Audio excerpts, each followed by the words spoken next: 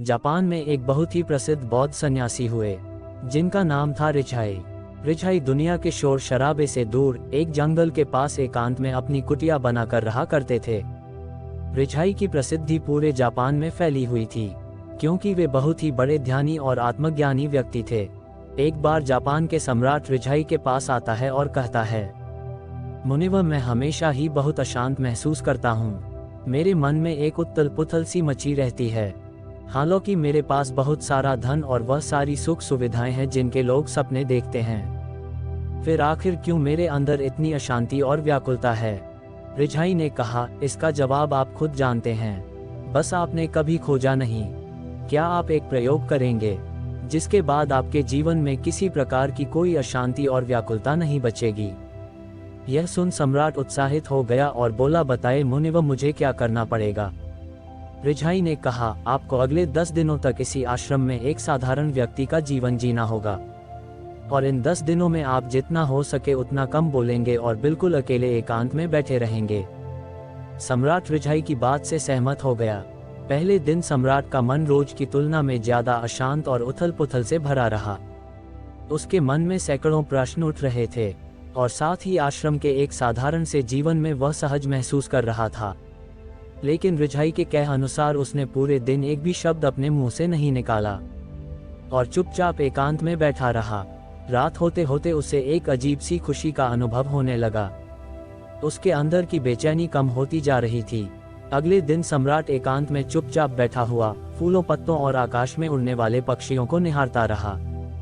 जिंदगी में पहली बार उसने महसूस किया था कि उसके आसपास की प्रकृति कितनी खूबसूरत है। वह पूरी तल्लीनता के साथ दिन भर प्रकृति को देखता और महसूस करता रहा।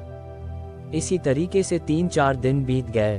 अब तक सम्राट के मन की सारी भागा दौड़ी, सारी उथल पुथल शांत हो चुकी थी। 5वें दिन की सुबह सम्राट एकांत में जाकर बैठा तो कुछ देर बाद अपने आप ही उसकी आंखें बंद हो गई और वह ध्यान में चला गया। वह पूरे दिन आंख बंद किए बैठा रहा और गहरे ध्यान में उतरता गया। कोई शब्द नहीं, कोई चिंता नहीं। सम्राट अंदर से अनंत शांति और आनंद से भर गया। अपने बाकी के बचे हुए दिन ध्यान में गुजारने के बाद सम्राट रिझाई के सामने उपस्थित हुए। उसने रिझाई को झुककर प्रणाम किया और बोला, मुनिवर, मुझे जवाब मिल चुका है कि आखिर क्यों मेरे अंदर इतनी उथल पुथल है, आखिर क्यों मेरा मन इतना अशांत और व्याकुल रहता है। रिझाई ने कहा, बताओ मुझे क्या जवाब मिला? सम्राट ने कहा, मैं जरूरत से अधिक शब्दों का प्रयोग करता था, अपने लोगों के साथ दिन भर बेमतलब की बातें किया करता था और फिर अकेले में उन्हीं बातों के बारे में सोचता रहता था, जिसकी वजह से मेरा दिमाग बेचैन और अशांत रहता था और इसके परिणाम स्वरूप मैं अपने किसी भी काम को ठीक तरीके से नहीं कर पाता था और फिर मैं अपने लगभग हर काम में असफल होने लगा और इस असफलता की वजह से मैं और भी ज्यादा उदास और क्रोधित रहने लगा, जिससे मेरा जीवन एकदम निराश हो गया था। लेकिन इन 10 दिनों में मैंने महसूस किया कि मैं अपने जीवन को गलत तरीके से जी रहा था और मैंने यह भी सीखा कि आपको ध्यान करने की जरूरत नहीं है, बल्कि ध्यान तो अपने आप होता है जब आप स्थिर, शांत और मौन होते हैं। पिछले कुछ दिनों के ध्यान के दौरान एक चीज जो मैंने सबसे पहले सीखी है वह यह है कि किसी भी इंसान के जीवन की सबसे महत्वपूर्ण घटना उसका खुद को जानना है। यह सुनकर रिझाई ने कहा, यह केवल आप ही नहीं है बल्कि दुनिया के ज्यादातर लोग जरूरत से अधिक बोलते हैं और ना चाहते हुए भी अपना जीवन बर्बाद कर लेते हैं। गौतम बुद्ध अक्सर अपने शिष्यों से कहा करते थे कि दुनिया की सबसे तेज छुरी हमारी जुबान है, जो कि बिना किसी खून खराबे के लोगों को मार देती है। हमारी भाषा और शब्द हमारे हथियार भी हैं और हमारी कमजोरी भी। अगर सही सोच के साथ सही समय पर सही शब्दों का उपयोग किया जाए तो यह इंसान को सफल बना देता है, लेकिन अगर शब्दों का सही से उल्टा हो जाए तो इंसान की जिंदगी को नर्क बना सकता है।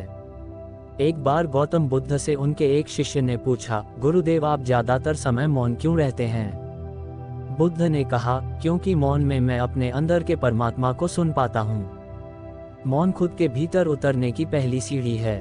मौन हुए बिना खुद को जान पाना संभव है। खुद को जानने और समझने की पहली शर्त यही है कि आप मौन हो जाओ। ज्यादा बोलना दिमाग को अव्यवस्थित कर देता है, जिससे हमारे मन पर हमारा नियंत्रण समाप्त हो जाता है। जो लोग ज्यादा बोलते हैं वह कभी भी केंद्रित नहीं हो सकते, और अगर आप केंद्रित नहीं हो सकते तो आप जीवन के सत्य को नहीं समझ पाएंगे। इसके बाद रिझाई ने अपनी बात समाप्त की और सम्राट अपने महल वापस चला गया। दोस्तों, आपने भी कई बार ध्यान दिया होगा कि जो लोग ज्यादा बोलते हैं वह अक्सर लोगों के बीच हंसी का पात्र बन जाते हैं, और जो कम बोलते हैं वह अपने शब्दों पर अडिग रहते हैं। लोग उनका सम्मान भी करते हैं और उनकी बातों पर भरोसा भी करते हैं। जो ज्यादा बोलते हैं वह अपने विचारों के भी पक्के नहीं होते, उनका दिमाग स्थिर नहीं होता, और एक अस्थिर दिमाग वाला इंसान किसी भी काम में सफल नहीं हो सकता। अगर इंसान यह जानता है कि उसे कब, कहां और किस बारे में बात करनी है, तो ऐसे इंसान का व्यक्तित्व बहुत ही आकर्षक बन जाता है और वह जो भी करता है उसमें सफल होता है। दोस्तों, अगर हम महान और सफल लोगों के व्यक्तित्व को थोड़ा गहराई से देखें तो पाएंगे कि ऐसे लोग जितना हो सके उतनी कम शब्दों में अपनी बात समाप्त कर देते हैं और चीजों के बारे में बड़ी गहराई से सोचते हैं। जो लोग ज्यादा बोलते हैं वह अक्सर झूठ भी बोलते हैं और लोगों की बुराइयां करते हैं। इसी कारण इनके अपने लोग भी इन्हें पसंद नहीं करते और इनसे बचने की कोशिश करते हैं। हमें भी अपने जीवन में कम से कम बोलना चाहिए और अपनी बात को कम शब्दों में व्यक्त करना चाहिए, और कभी कभार हमें एकांत में अकेले मौन बैठकर अपने आप को जानने का प्रयत्न करना चाहिए।